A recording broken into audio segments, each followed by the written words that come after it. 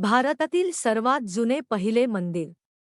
या मंदिराचे रहस्य पाहून शास्त्रज्ञांना बसला धक्का. जो व्यक्ती जन्माला येतो त्याचे मरण निश्चित असते. परंतु भारतामध्ये एक मंदिर असे आहे ज्या ठिकाणी मृत्यूनंतर कुठल्याही प्रकारचा प्राणी जिवंत होतो. मंदिरातील या रहस्यावर बऱ्याचदा शोध झाला आहे, परंतु हे रहस्य आजवर कोणीही उलगडू शकलेले नाही. मित्रांनो, तुम्हाला हे ऐकून आश्चर्य वाटेल की भारतामधल्या प्राचीन मंदिरांपैकी हे एक मंदिर सर्वात प्राचीन आहे. हे मंदिर कुठे आहे आणि याची काय रहस्य आहे हे आज आपण जाणून घेऊया. हे मंदिर बिहार येथील कैमूर जिल्ह्यामधील कौरा क्षेत्रामधील मुंडेश्वरी देवी मंदिर आहे. या मंदिरातील परिसरामध्ये मिळालेल्या एका शिलालेखावरून या मंदिरचे अस्तित्व 635 इसवी सन मध्ये देखील होते.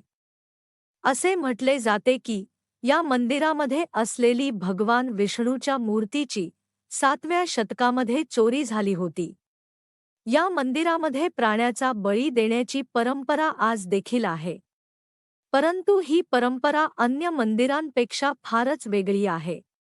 बळी देण्याची एक खास परंपरा म्हणजे या मंदिरामध्ये ज्या बकरीचा बळी चढविला जातो त्याचा जीव घेतला जात नाही. बकरीच्या बळी देण्याची प्रक्रिया भक्तांच्या समोर केली जाते.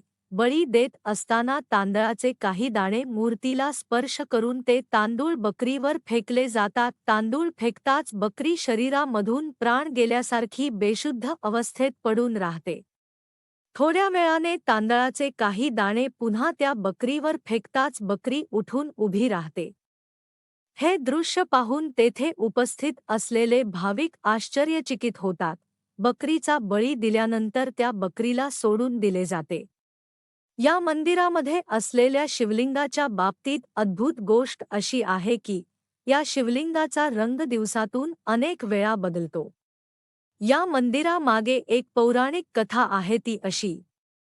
दुर्गामाता चंड आणि मुंड नामक राक्षसांचे वध करण्यासाठी याच ठिकाणी प्रकट झाली होती. चंडचा वध झाल्यानंतर मुंड याच पहाडाच्या पाठीमागे लपून बसला होता. त्यानंतर याच ठिकाणी दुर्गामातेने मुंडचा सुद्धा वध केला होता.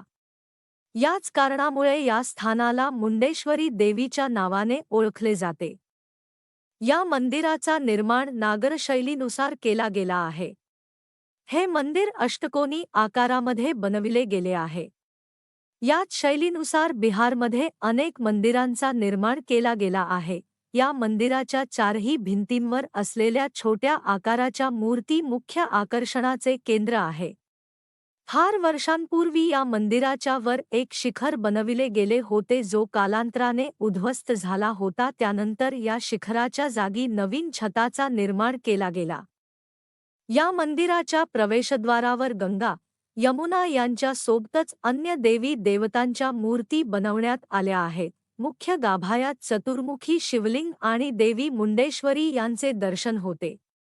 यासोबतच या मंदिरामध्ये भगवान विष्णू, गणपती आणि सूर्यदेवाची पूजा केली जाते. मुंडेश्वरी मंदिर सडक मार्गाने पटना आणि वाराणसीला जोडलेले आहे. या मंदिराकडे रेल्वेने देखील जाता येते. या मंदिराकडे असलेले रेल्वे स्टेशन म्हणजे भाभुआ रोड रेल्वे स्टेशन आहे. या ठिकाणाहून मंदिराकडे जाण्यास 25 मिनिटे लागतात.